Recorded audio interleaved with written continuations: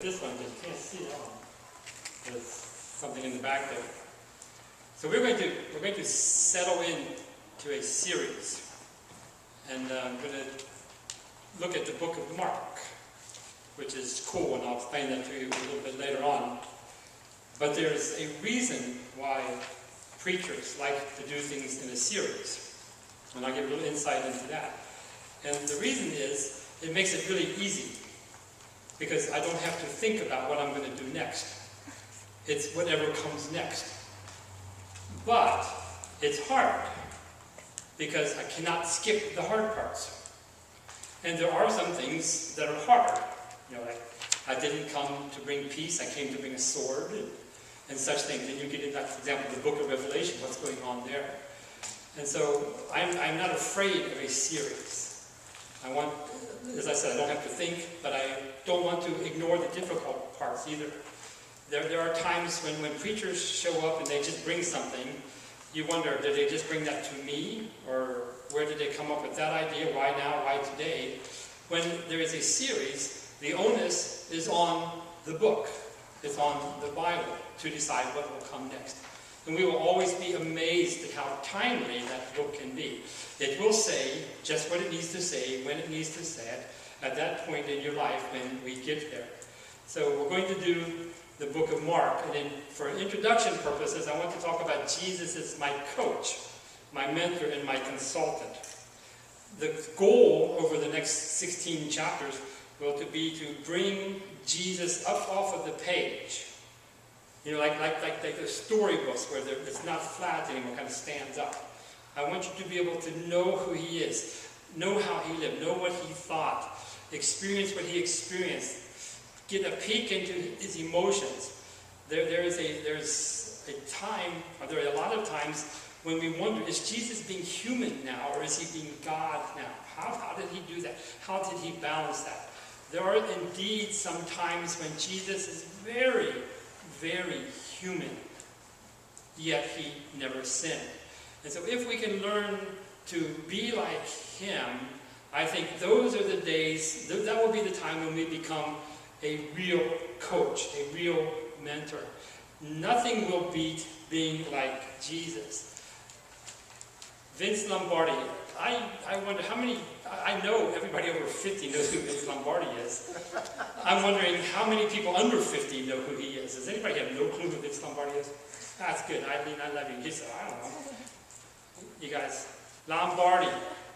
How about you guys over 50? Yeah, we all know who he is, right? By the way, there's several of us in here over 50. Each dude over 50 counts for 3 of you guys. Because we're at least 3 times as old as you are. Now, I would be very careful if there were too many old guys and not enough you guys, because we're just going to outnumber you. Right? A 3 to 1, it won't take me that long to pass you up. I need your help to not let that happen. Fair enough? Start bringing in some friends. Vince Lombardi at Super Bowl, the Super Bowl trophy, is called the Lombardi Trophy. Whoever wins the Super Bowl each year, who won this year? The Green? No, who was that? I forget. The Giants? The Giants win, so they got the Lombardi Trophy. That's right. The Super Bowl trophy is named after Lombardi because Vince Lombardi's team won the first 2 Super Bowls. He was coach for the Green Bay Packers. And he was a dude. I mean, he was really cool. His team loved him to death. I picked out a few things here. One of Vince Lombardi's favorite kind of quotes. Lombardi's famous for saying, "The harder you try, the harder it is to give up." And that makes all sorts of sense. The harder you try, the harder it is to give up. Imagine the time in your life when you think, I'm not going to do this anymore. I quit. Well, if you can quit, you probably haven't tried hard enough. Because if you try really, really hard, it gets really, really difficult to quit. You're going to start a new company, you're not going to bail on that new company. The more you put into it, the less likely you are to abandon it, because I've been trying so hard. Think of it as being on the phone, waiting on hold for a long time. The longer you wait on hold, the harder it is to get mad and hang up, because you've been waiting for so long. It's the same principle. With Vince Lombardi, the harder you try, the harder it is to give up. When Coach said sit, Vince Lombardi's best quarterback, Bart Starr, And we know Bart Starr about it. I know him. He was a quarterback for the Green Bay Packers, won the first 2 Super Bowls. That was a big deal back then. Bart Starr, he was admired by fans everywhere. He's like the coolest quarterback there is. Bart Starr says about Vince Lombardi, he said, when coach said sit, you didn't look for a chair. In other words, coach said sit down, down they went. His team had so much respect on him for every level. When coach said did this, they did it. He said sit down, didn't even look for a chair. Down they went on the floor. Vince and Marie was Vince Lombardi's wife. There's a story where Vince and his assistant coach and Marie are on their way to football practice.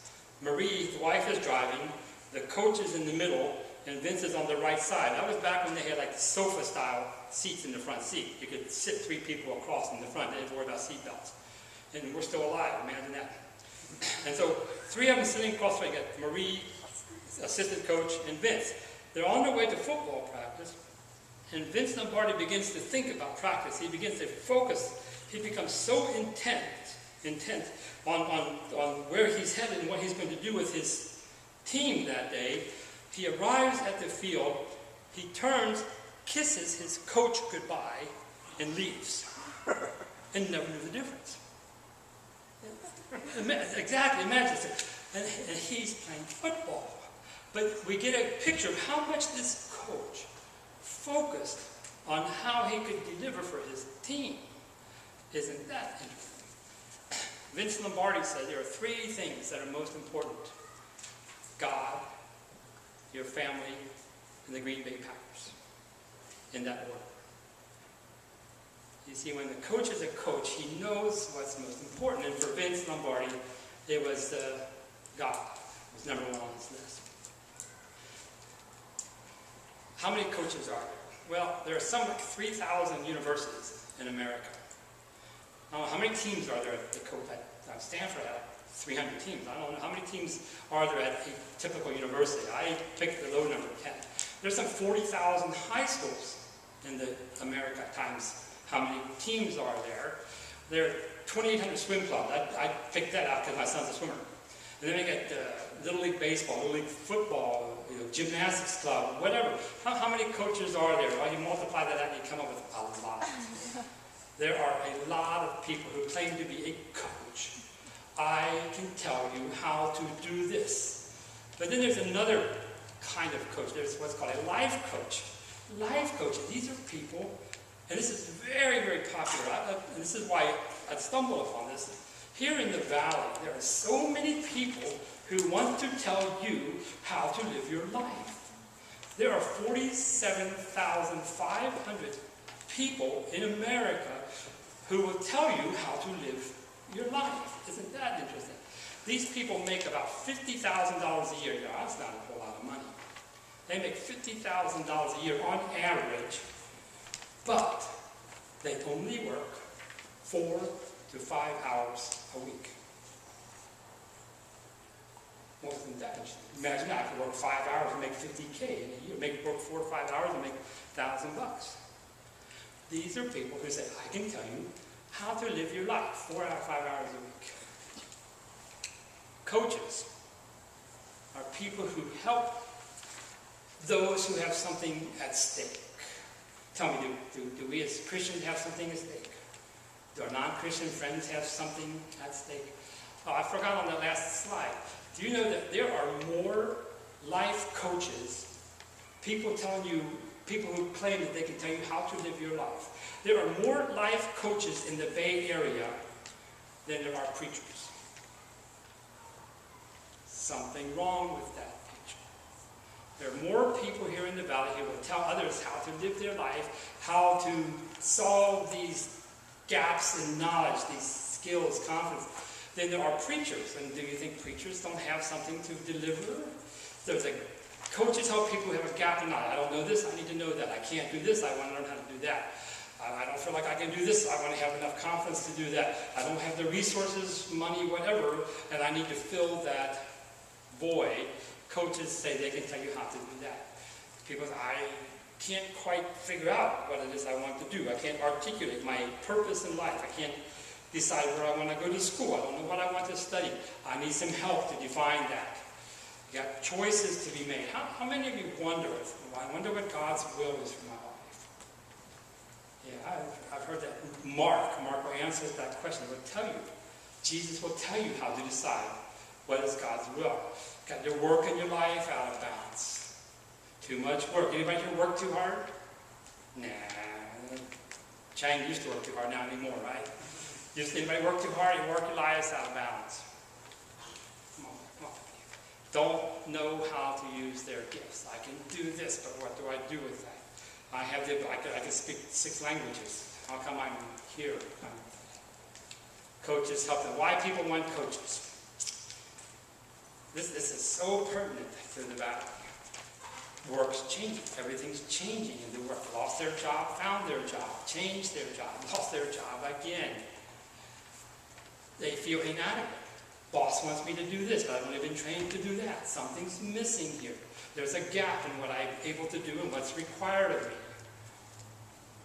They wrestle with fears around their jobs. Anybody here, I don't know, this might be the wrong crowd. Anybody ever been afraid to lose their job? Yeah, I see a hand. That's an old guy. We get to this fear there. That's that confidence factor. They wrestle with fears around their job. And people want coaches to help them focus on what matters most. If the main thing is to keep the main thing, then what's the main thing? Help me keep that focus. Here's my own experience with coaches. In high school, I made the football team when I was a sophomore. But my brother was a better football player than I was, and he was a junior, a year older than me. He didn't make the team, so my dad asked me to quit because it hurt my brother's feelings. And I didn't really care, so I did. That was as close as I came to having a coach throughout junior high school and high school. I never had a coach. Never had anybody say, Bill, do it this way, do it that way. In college, I went to Bible college. We had a basketball team, and I couldn't make the basketball team because I had to work. College, we started classes at 7 a.m. in the morning. We went from 7 a.m. till 2 p.m. Every morning, 7 a.m. I lived about an hour away. I got there just in time each morning. And then from 2:30, I had a job. It started from 3 o'clock to 11 o'clock, so I had to pay the bills. I was the 5th of 6 kids. My parents didn't have any money. I kept books from my dad's self-employment. He didn't have any money. I could see he didn't have any money. So if I didn't pay for my schooling, I couldn't go. So I didn't have any coaches in high school. Didn't work. In youth ministry, I finally got a job as a youth minister. Now that's cool. I've got a senior pastor who's going to show me how to do things, going to show me the ropes. The guy didn't like me. He felt threatened. It took me, 5-6 months, and there were more kids than there were adults. And so I couldn't get him to teach me anything. He wouldn't help me do anything. There was one guy in the church there. He sold grave plots. Grave plot, when you die, you kind of bury people. He sold those things. That's what he did for a living. Now here's Paul. Paul can sell you anything. You want to try grave plots? He could do that if he had to. I know people do that. Yeah. Oh yeah, somebody's got to sell. Somebody's got to say, you're dead, go live here when you're dead. But that was his job.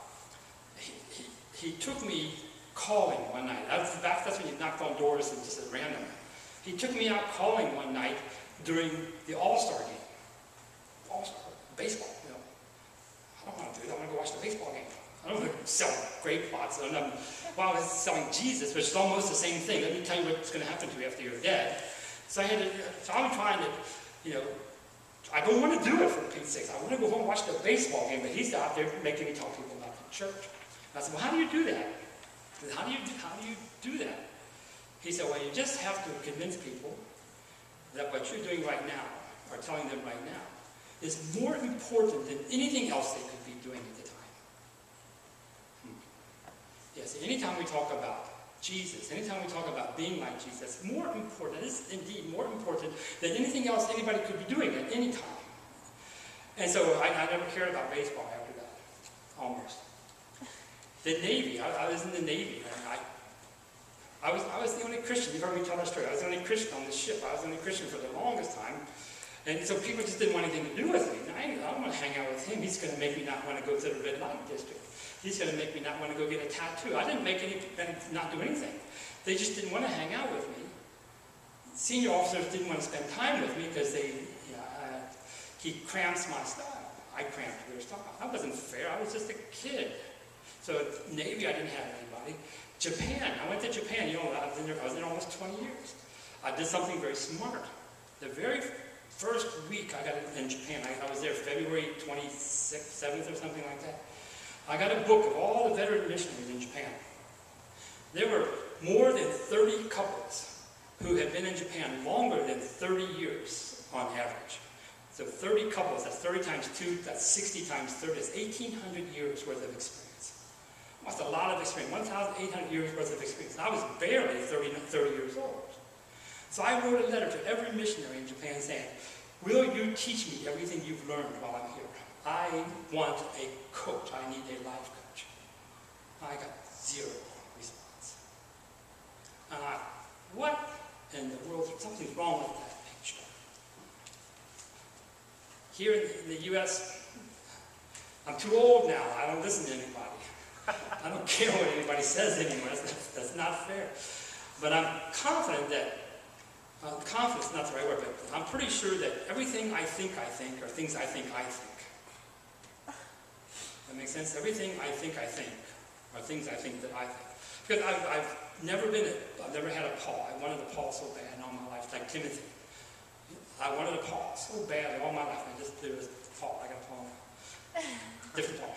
But I just never had it. So when push came to shove, I sat down. I thought real hard. What would Jesus do?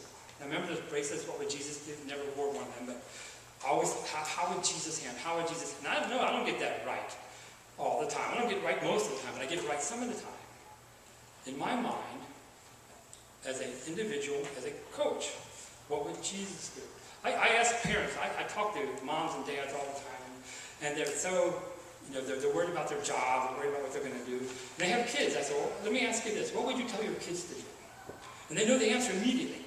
Whatever conflict they're facing in their life, so what would you tell your kids to do if they were facing this conflict? Well, I would tell them to do that, then that's what you should do. But they won't do it. Moms and dads are afraid too. Moms and dads are afraid too. So why Jesus? Here's 1 Peter chapter 2. 1 Peter chapter 2, 21.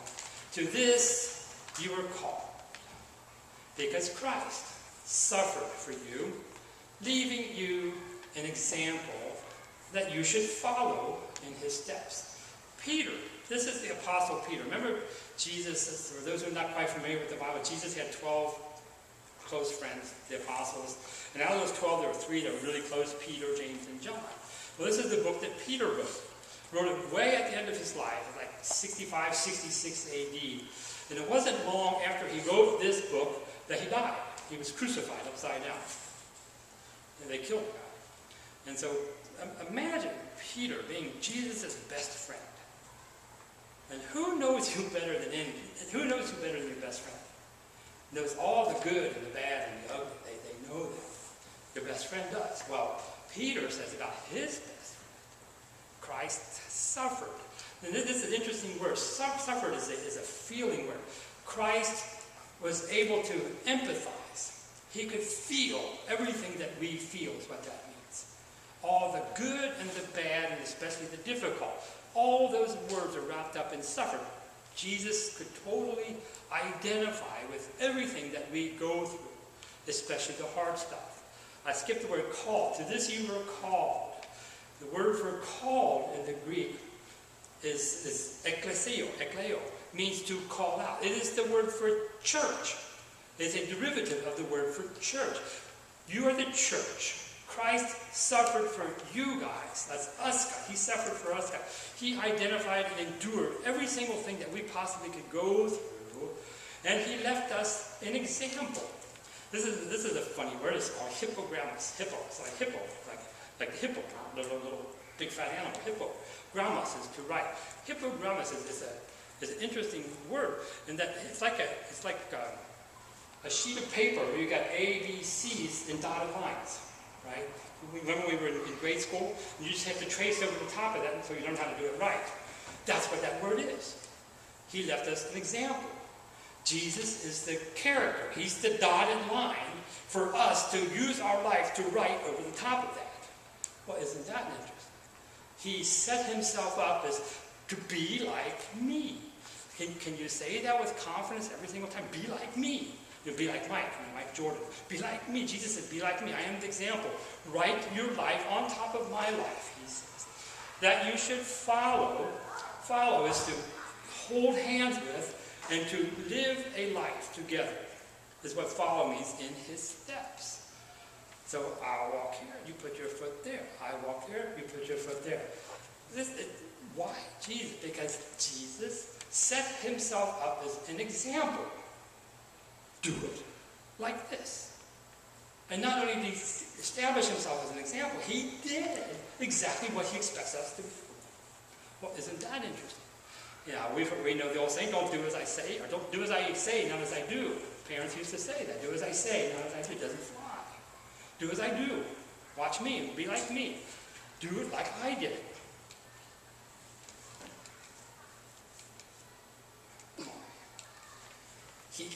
He committed no sin, and no deceit was found in his mouth. Never. Now, imagine, here we go again. This is his best friend. Now, guys are guys, right? Now, you girls just kind of ignore this part. You kind of listen in and think how guys think. Guys are guys. Guys sit around and talk about girls, right? And it gets kind of raunchy sometimes. Things go downhill too. Jesus hung out with 12 guys all the time. And he never committed a sin. Isn't that interesting? His best friend watched every single move he made over the course of 3 years, never saw him do anything wrong. Now, if I'm going to think, what kind of person do I want to be? I know what kind of person I want to be. I want to be that kind of person.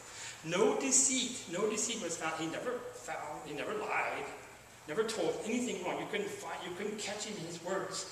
And we're going to find in the book of Mark that we're constantly trying to catch him in his words. I teach a Bible class at a different church, and I love those people, but man, are they mean. I'm teaching a Bible class, and they're always trying to catch me in my words.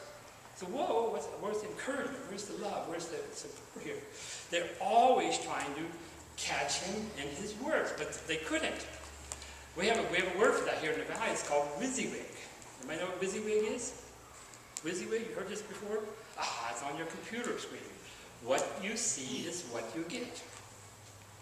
It's what you see is what you get. You cut and paste, it'll show up just this way.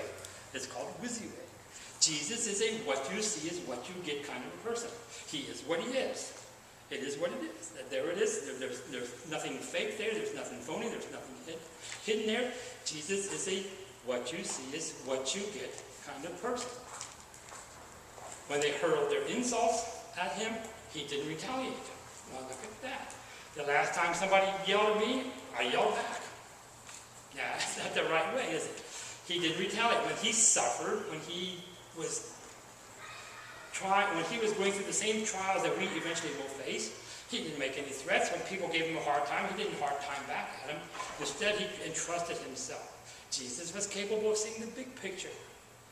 To him who judges justly.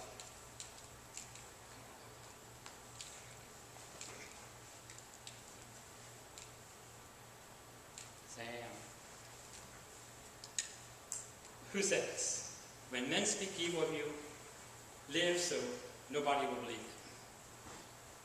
When men speak evil of you, live so that nobody will believe it. That's Plato. A couple hundred years before Jesus.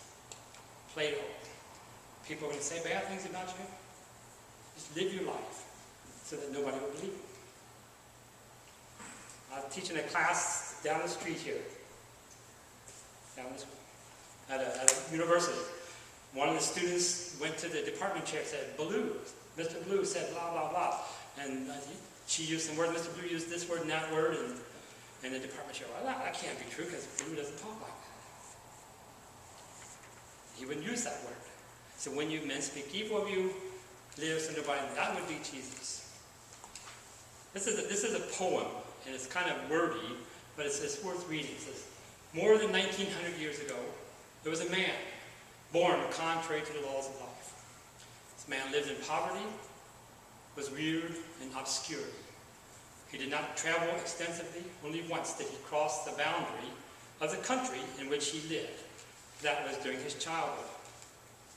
He possessed neither wealth nor influence. His relatives were inconspicuous and had neither training nor formal education. In infancy, he startled a king. In childhood, he puzzled doctors. In manhood, he ruled the course of nature, walked upon the waves as pavement, and hushed the seas to sleep. He healed the multitudes without medicine, made no charge for his service. He never wrote a book, and yet perhaps all the libraries in the world could not hold the books that have been written about him. He never wrote a song, and yet he has furnished the theme for more songs than all the songwriters combined. Never founded a college, but all the schools put together cannot boast of having as many students. He never marshaled an army, nor drafted a soldier, nor fired a gun, yet no leader ever had more volunteers who have, under his orders, made more rebels stack arms and surrender without a shot fired. Never practiced psychiatry, and yet he has healed more broken hearts than all the doctors far and near. Once each week, multitudes congregate at worshiping assemblies to pay homage and respect to him. The names of the past proud statesmen of Greece and Rome have come and gone. The names of the past scientists, philosophers, and theologians have come and gone. But the name of this man multiplies more and more. The time has spread 1900, make that 2,000 years between the people of this generation and the mockers at his crucifixion. He still lives. His enemies couldn't destroy him, and the grave could not hold him. Of course, we are talking about Jesus. He stands forth upon the highest pinnacle of heavenly glory, proclaimed of God, acknowledged by angels, adored by saints, and feared by devils as the risen personal Christ, our Lord and Savior. Who do you know that can compare to Jesus? Mark. Mark wrote his book, the Gospel of Mark. He wrote his book barely 30 years after the fact. Jesus had been dead barely 30 years. Now, I realize some of you aren't 30 years old, but I can remember 30 years ago. Jim, remember 30 years ago? Reg, remember 30 years ago? It's not that long ago. Mark wrote a book about all the amazing things that Jesus did and sent that book to people who were alive when he did it. That's important because Mark is going to make amazing claims. He's going to name cities and places and say, Jesus did this and he did that there. And this is the name of the person that he did what to. And if it were not true, anybody could have stand up and said, I was there. And it didn't work out that way. It didn't happen like that. Mark is a master storyteller. The guy is way cool. He uses words like immediately. And right after, you will find in the book of Mark that sometimes he's not able to finish his sentences. I like that because I do that sometimes. He already knows what he wants to say, so he goes on. But he just can't wait until he gets to the next part in his book. He mixes tenses so that you can see he did something while he was doing something else. It's hard to catch that in English. He finished that, but when he finished that, at the same time he was doing that, while that was going on, if he can mix past and progressive and current and future all at the same time. Mark is a master storyteller. He has a first-hand source in Peter. Peter saw these things with his eyes. Peter is telling these stories to Mark. I remember when Jesus did this and this and that. And Mark is trying to write that down. He's trying to take the spoken word and put it into written form. And he does a masterful job. Mark brings Jesus alive. He brings Jesus up off of the page. So why you and why me? Now, this is the part you will or will not like. Think I'm to the back side of the page. The back side of the page.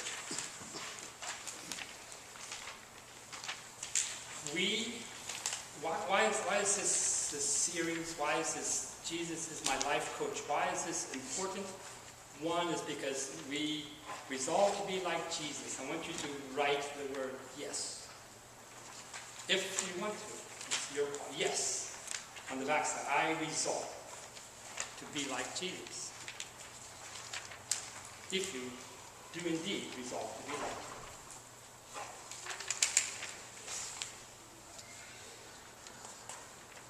we choose to be held accountable. Now this again is going to be hard. You gotta have a friend. If you don't have friends, you're cooked. I want you to pick a friend and say, this person, and I want you to write this person's name down. This is my accountability partner. And he or she will ask me regularly if I'm keeping my commitment to be like Jesus. Okay, yeah, do it now. Say, hey, slap him in the side and say, hey, would you be my accountability? You got 3 of you that can pass on this earth. And who you got? Who's your friends? You guys write a name down there. And I want you to say to the person next to you, contact me several times this week. And say, are you being like Jesus? Just ask that question. Are you being... There's a friend, and she's a friend.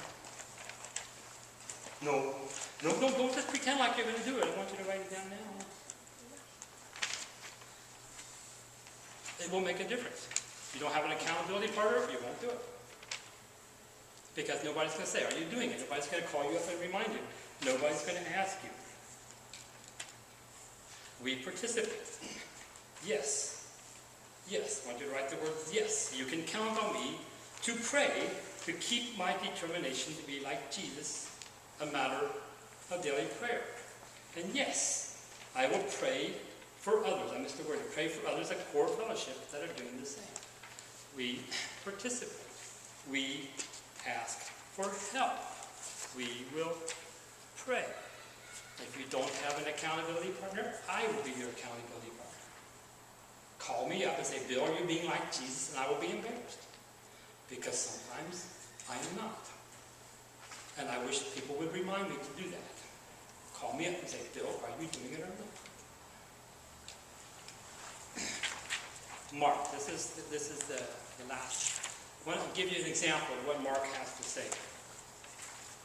Mark chapter 1. This is the very beginning of the book. The beginning of the good news about Jesus the Messiah. The beginning is easy enough. Here we are at the start. Good news. The good news is there's a new king. We have a new president.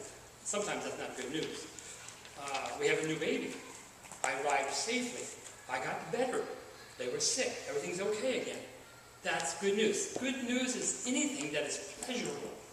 Anything that people, wow, I couldn't wait to know that, and now I'm glad I get.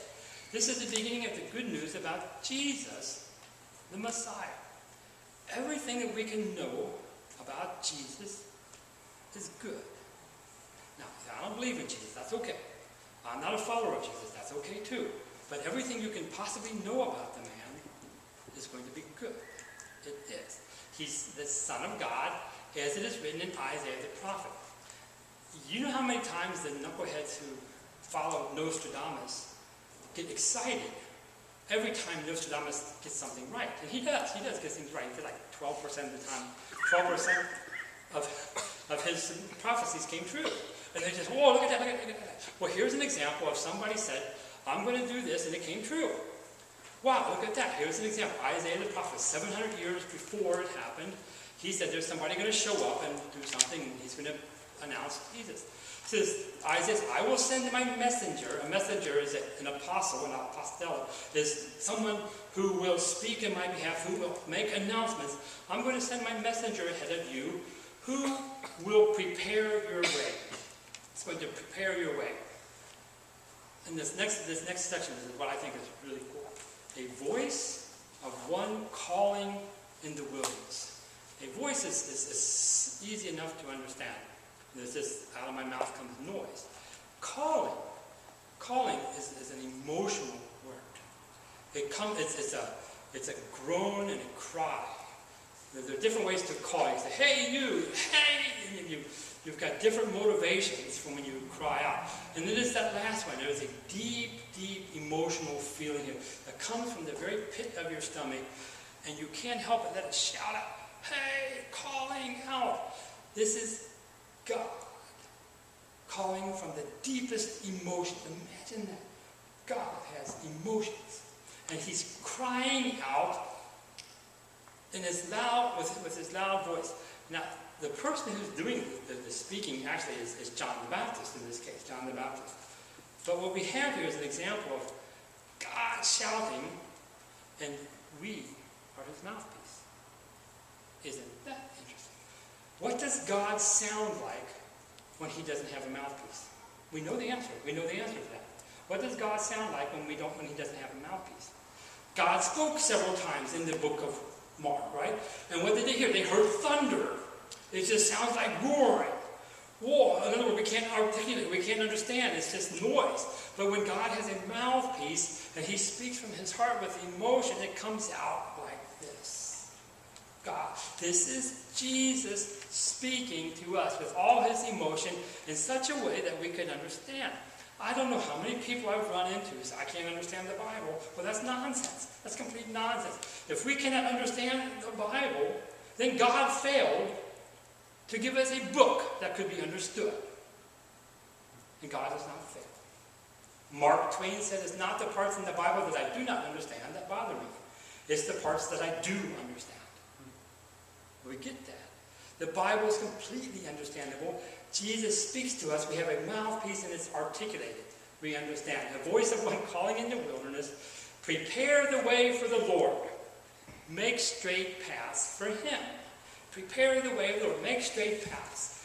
Jesus is crying out with all his emotion, prepare the way for me to come. Now this idea of making straight paths, you picture these servant dudes, and they're carrying a king on their shoulders, and they're just kind of walking down the street. You got 4 guys carrying a king, one on each shoulder. And so they send people out in front of them to level off the road. So because if the road's all bumpy, the king is going to flop around. And so the king's, I don't want that to happen. I want the road to be prepared, make straight paths. We don't want to be going back and forth like this because you'll get, I don't know, shoulder sick or seasick or whatever. So make it straight paths is what he's saying. There is a tremendous lesson here for us. There's a tremendous business lesson for that matter. Jesus would have it be as easy as possible for us to know him. When we're doing business, we want to make business as easy as possible for our customer to be able to relate. Einstein says everything should be made as easy as possible, but not easier. Jesus would have it made as easy as possible. One of the best things you've done here is choose the name Core Fellowship. That's a tremendous leap. Where is the Presbyterian? Where is the Episcopalian? Where is the Baptist? Where is the other name that belongs in there? What doesn't belong there? That's why. You know, one of the most embarrassing moments of my life is when I brought a group of Japanese to America back in, we went to Caldwell, Ohio. It's like nowhere, Ohio. They didn't even have a traffic signal there. It was a little 4-way intersection, and there were 3 churches on 4 of those corners. And they looked at me and said, why are there so many churches in such a small place? One of the most embarrassing moments I had in my life is people asking me, what flavor of Jesus are you? Jesus has no flavor. Let us not put any conditions on what kind of person he is. Let us make it as easy as possible and make the road as straight as possible for people to be able to know him and to be like him.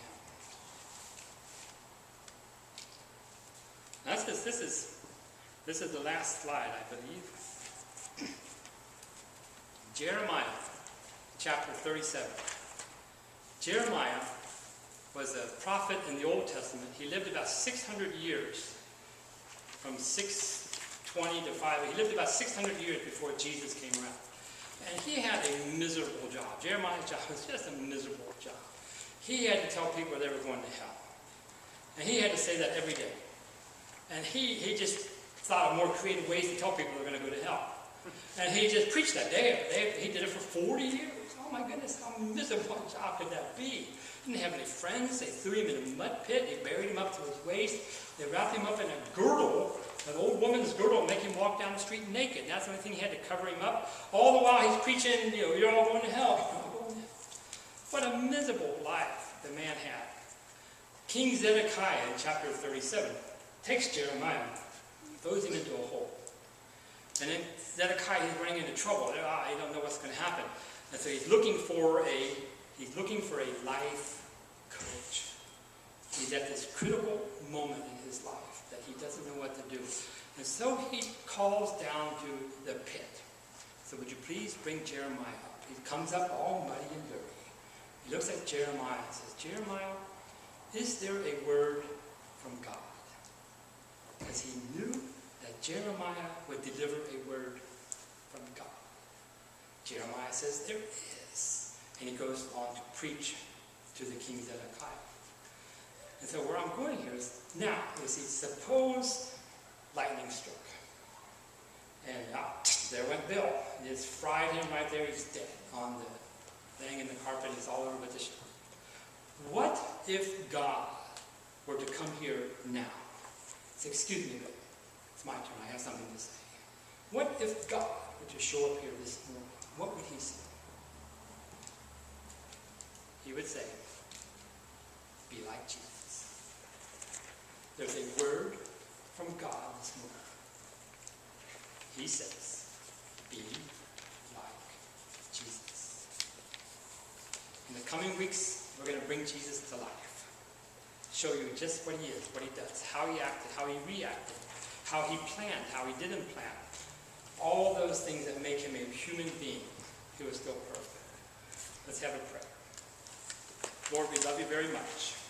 We thank you for the example that Jesus set. We want to be like him. We want to know him more. Lord, we want to be the coach. We want to be coached. We want to be the coach. We want to be able to coach people to be like me because I've been like Jesus. Lord, thank you for loving us so much. Thank you for a free country where we can worship you and study. Thank you for Jesus. It's his name I pray.